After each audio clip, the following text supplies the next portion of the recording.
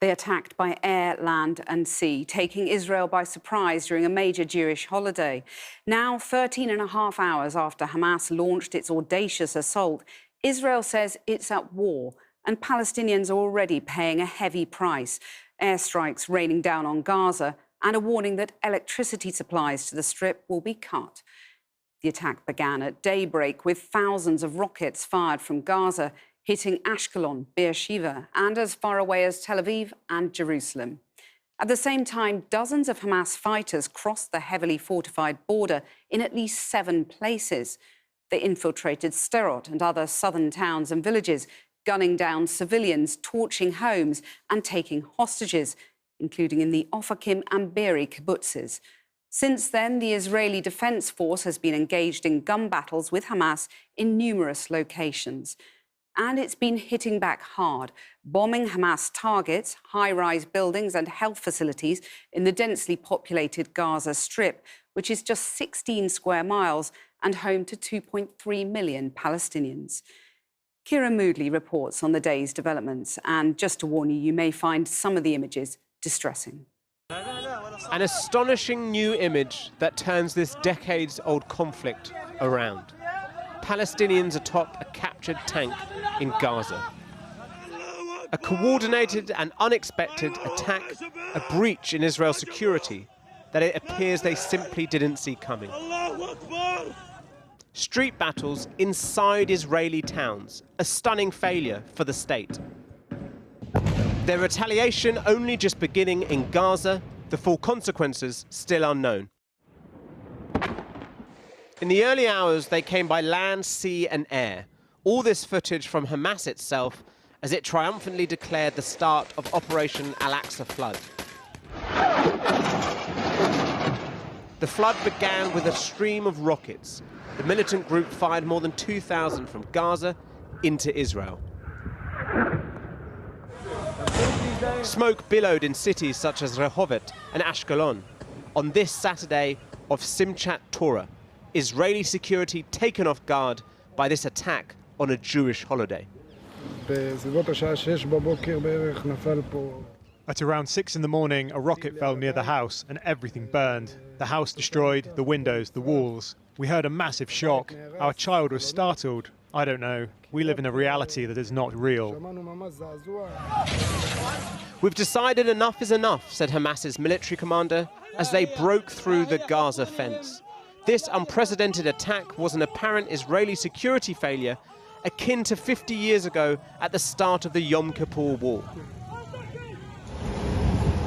But that conflict was on land in Sinai and Golan.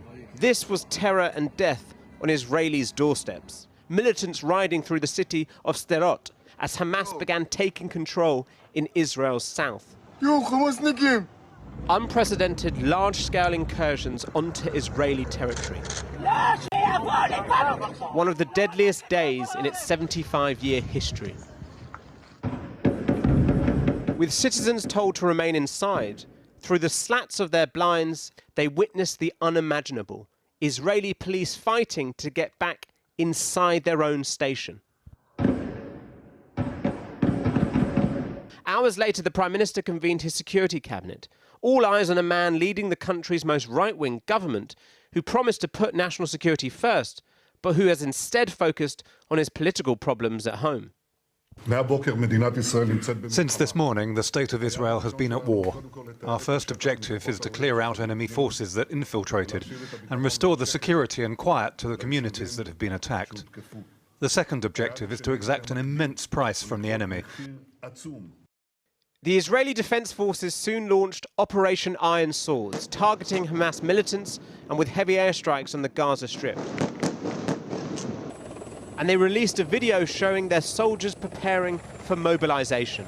A military operation now on either side. Code words for all-out war, the number of dead rising throughout the day. Some in Gaza were well aware of the wrath heading their way and had already fled to shelters. Of course we are in fear. We're afraid of what they will do. The Israelis might wipe us off the face of the earth. Some did not flee, but celebrated. Since Hamas took control of the Gaza Strip 16 years ago, A blockade by the Israeli government has been described as creating a prison on this small parcel of land. Palestinians jubilantly paraded captured Israeli army vehicles, machines which had earlier been manned by soldiers, some having had their lifeless bodies dragged out. Elsewhere, Hamas claimed to have taken a number of Israeli captives, some civilian hostages, others soldiers as prisoners of war.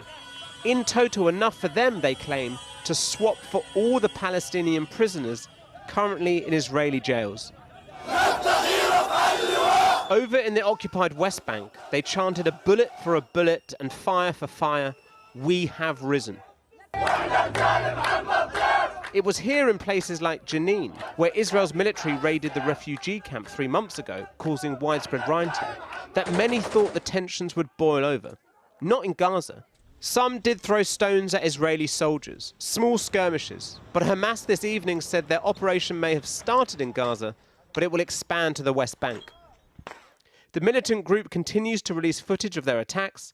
They say they are still engaged in battles in 25 locations in Israel.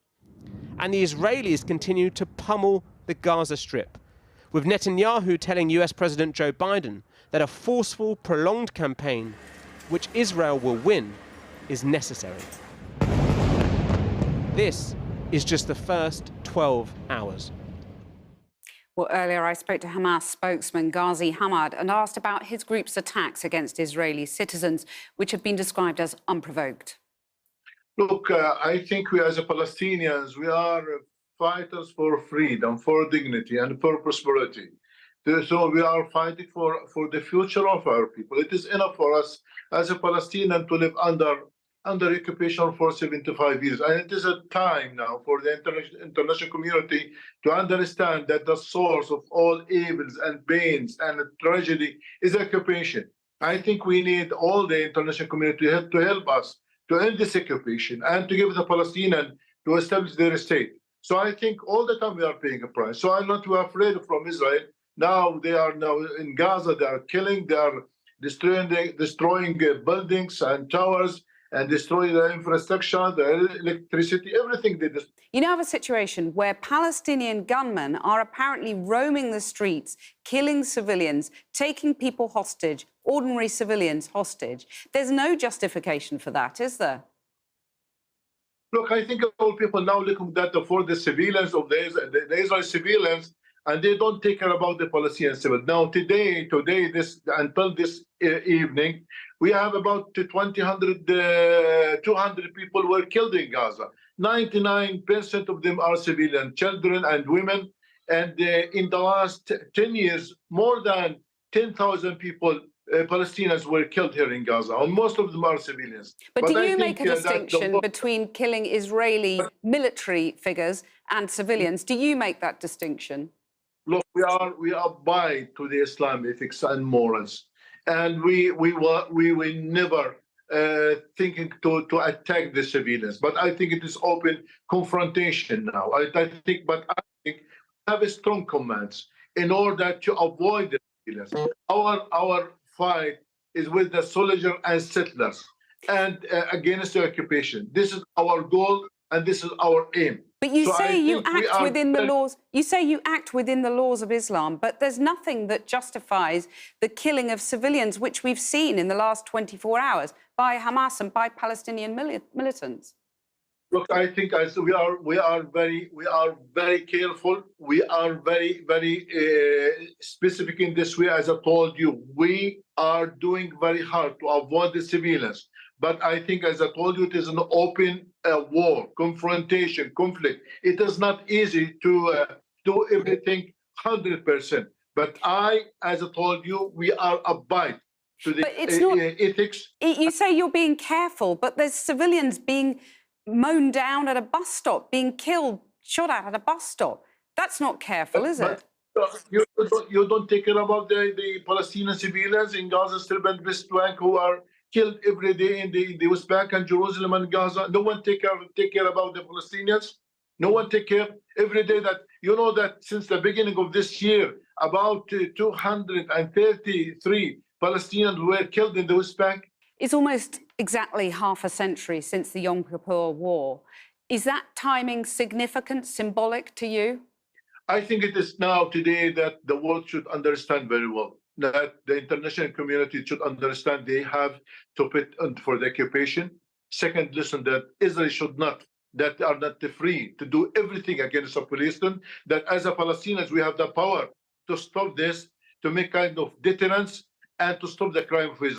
Finally, are you prepared now for a very long war? I think all that our life is suffering. It is suffering and suffering and suffering. So I think we prepare ourselves to fight against occupation. But maybe this is, I don't know, this round of confrontation or conflict will last for some days. I don't know. It depends on the situation on the ground. Ghazi Hamid, thank you very much for joining us.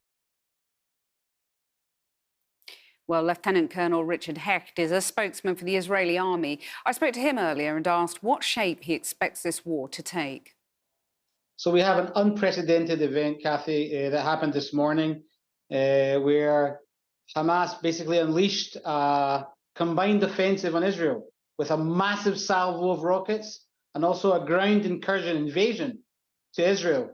So this is something which is unprecedented. They came in not focusing on military targets. They moved into the communities surrounding the Gaza Strip, targeting families, grandmothers, children, a nature party that was happening near Gaza. So we are planning our response, but our first stage right now, as we speak, we're still fighting. Our first stage is to restore security in these 22 locations, and then we'll plan our future response towards Gaza, and it is going to be severe. Well, do you expect that severe response, as you put it, to include sending troops into Gaza? Our focus is now restoring security. There's people now in siege in these communities, families, children, grandmothers. And I can confirm that we have also had people abducted. So just again, the mindset of people coming through the fence, capturing a grandmother, taking her into the Gaza Strip, people from a party. So we have some hostages, we have some casualties, and it's been a very, very severe and hard day. Hamas says that they've got enough Israeli captives, as they put it, to force you to free all Palestinian prisoners in your jails. I mean, is a prisoner exchange possible to liberate these hostages? Is that something you consider? You have in the past? We are not talking about that right now. That'll be talked about probably in the future. Right now, we're focusing on a real war that's going on right now in the south. You talked about grandmothers being taken. Must Gazan civilians, Gazan grandmothers and children now, in reprisal, endure a hail of missiles from Israel? Kathy, this is not the story. If Gaza was quiet, we wouldn't have gone or done what we're doing. We do not focus our attacks on people that are not involved, on civilians. We will be going after Hamas targets. They're responsible for this event. Hopefully, the collateral damage will be minimal, but we will respond severely. Well, how can the collateral damage, as you put it, be minimal when Gaza is so congested? There's so many people, more than 2 million people, living in a tiny space. You can't distinguish between civilians and military targets there, can you? I think that's not the story right now. Right now, there's Israelis. Israel is now under attack. Israel, they started. If they didn't start it, if they've been quiet, I mean, just a few weeks ago, there was more workers coming into Israel. There was a great bathing season in Gaza this year. Things were getting better. Well, it's a very simple equation. They started. They attacked Israel in a very severe way, Kath. But do you regret that inevitably civilians in Gaza will now suffer terribly as a result? Sadly, we're not fighting against the civilians of Gaza. And contrary to the Hamas, who are fighting against any Israeli civilian, they'll kill any Jew they can. Contrary to that, we will be focusing on targets, and if there's uninvolved people killed, that will be tragic. But again, we will respond severely to this horrible attack. Tragic, but unavoidable. Yes. Thousands of rockets were fired from Gaza. How was that possible, and how many actually got through the Iron Dome missile defense system? So approximately 3,000 rockets have been fired into Israel. It might be a bit less, it might be a bit more. And the Iron Dome has been standing pretty well. There was one hit this morning in Ashkelon. I'm sure there's a few more. I'm an old air defense guy. You know, we always say there's never an hermetic defense. They're always trying to saturate our defense systems. There was actually one hit in Tel Aviv, but it wasn't from a rocket. It was from after an intercept. It was some debris that fell down from the interception. So again, it's a challenging dynamic too for our air defense community. So did you ever think you'd live to see an attack of this nature on so many different fronts? It's a very challenging day, a very severe day, Kathy, but we will overcome. Well, I trust the military. Go on. I'm hoping that by the end of this day, we'll have control back in all these communities. And again, it's been a very hard price. And then, as the Prime Minister has made clear, a retaliatory war will follow. How long do you anticipate that continuing for? Hard to say, as long as needed. Lieutenant Colonel Richard Hecht, thank you very much for joining us.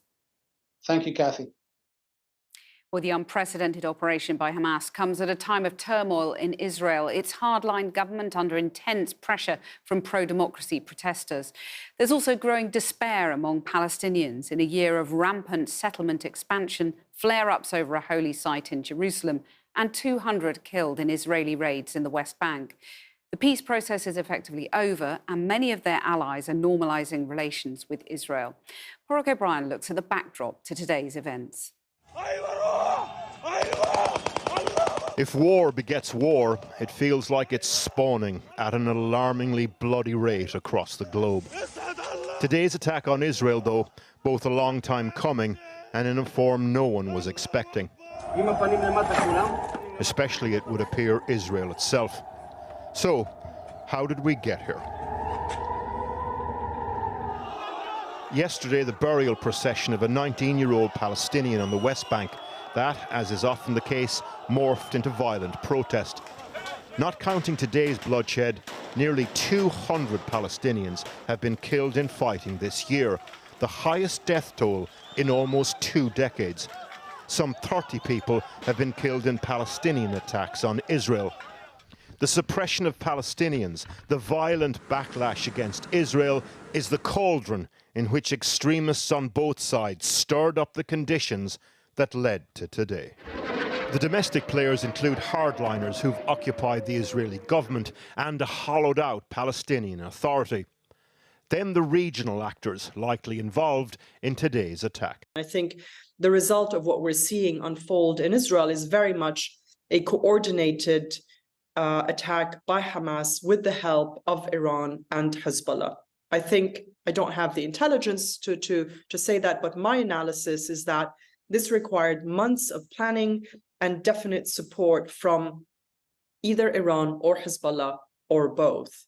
In a statement, Hezbollah said it is in, quote, direct contact with the leadership of the Palestinian resistance and praised Hamas's attack as, quote, a decisive response to Israel's continued occupation and a message to those seeking normalization with Israel. Here's what they're referring to. The blessing of a new Middle East between Israel, Saudi Arabia, and our other neighbors. Prime Minister Netanyahu heralding the possibility of normalized relations with Saudi Arabia at the UN recently, something Iran and Hezbollah see as, among other things, a betrayal of the Palestinian cause. So much of how the region responds will be down to the ferocity of Israel's reaction.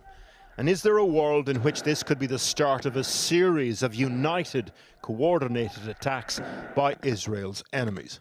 The Iranians and Hezbollah are going to be very wary about opening another front that risks seeing massive Israeli retaliation against what is, in essence, the back office for now for the Palestinians operating in Gaza.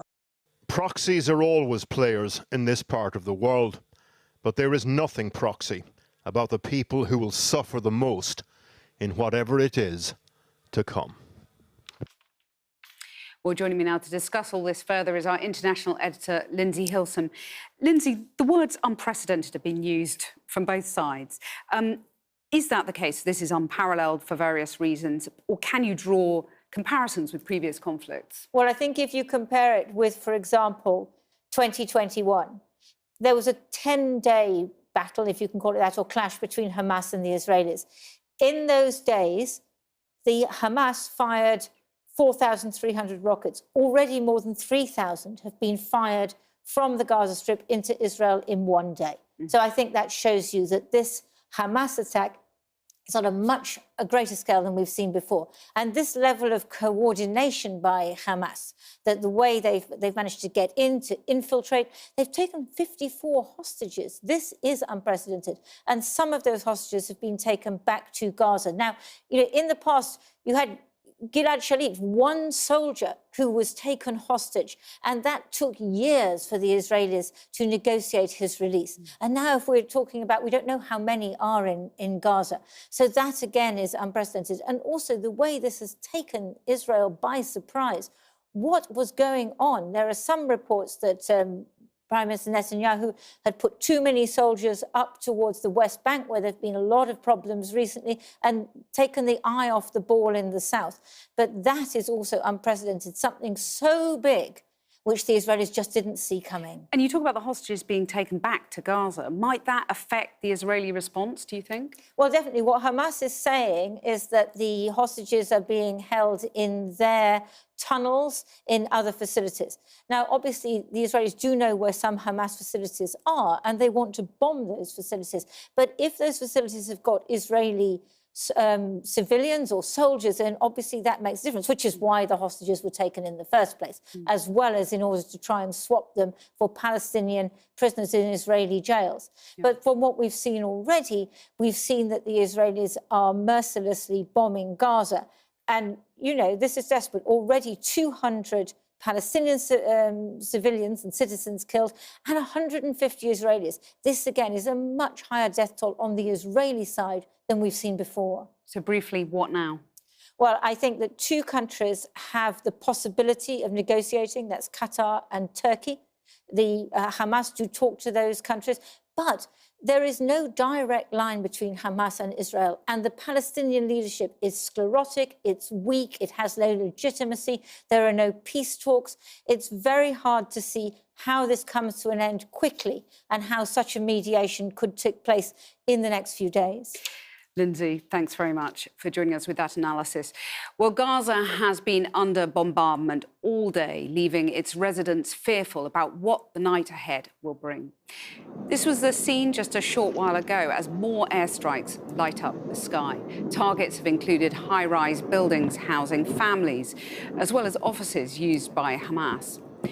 One strike came as I spoke to Gaza-based activist and journalist Noor Swerki just shortly before we came on air, and asked her to describe the situation right now in her neighbourhood. So the situation is very terrifying, in fact, now, because it's almost 12 hours since the attack, or whatever its name, started this early morning at 6:25 a.m. So it was like a surprisingly happening, and we were in completely shock. I assume you haven't tried to go out in that situation, but are you hearing constant missile strikes? For sure, yes. I didn't try because I have kids, so I have to keep them safe. At some points, I feel a panic that all of this is happening there, and everyone here in Gaza is waiting for his destiny, maybe if he will stay alive or not. The Israelis say, this was an unprovoked attack. I know Hamas says there has been plenty of provocation. But do you fear now that ordinary Gazans are going to pay the price for potentially Hamas overreaching themselves? Well, in fact, it's not about Hamas itself. It's about also the Israeli side. That I believe this is a kind of reaction about what has been happening in the last 10 years, maybe not only in the last year or in the most recent time, or month or.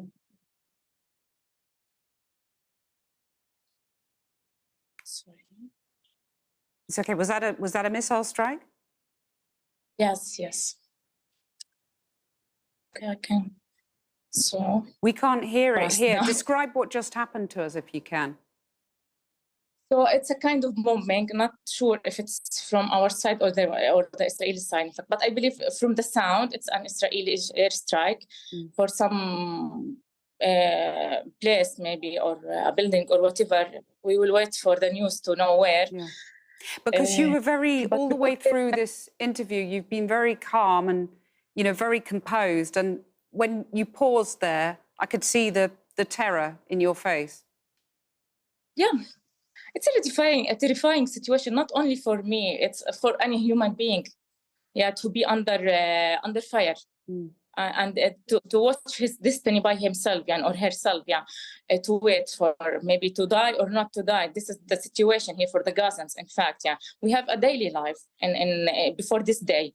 But we know at some point and suddenly we'll face the death again, because some of the both sides of the conflict will do something to break again. I mean, you're caught. You've described very well how you're caught. But do you find it in your heart to sympathise with the Israeli civilians who are, have been captured, kidnapped? They're terrified. They've lost their relatives, their friends. Do you feel solidarity with them, indeed?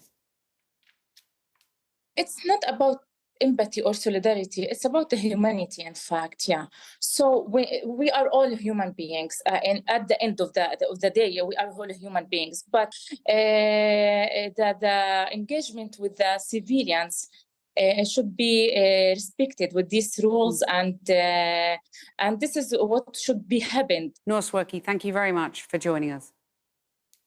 And thank you.